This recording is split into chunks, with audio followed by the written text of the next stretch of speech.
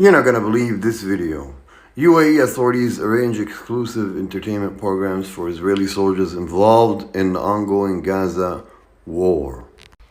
Read up here and further explain that in the past 2 months, more than 5,000 Israeli soldiers have enjoyed vacation benefits in Dubai, fully covered by an Emirati government program funded by Abu Dhabi.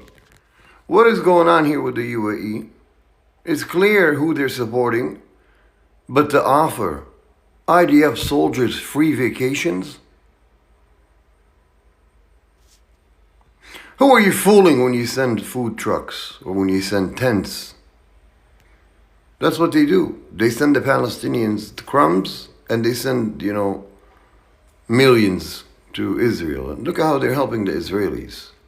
They're flying them over, giving them free vacations. I mean, I don't know what to say to that. What do you think?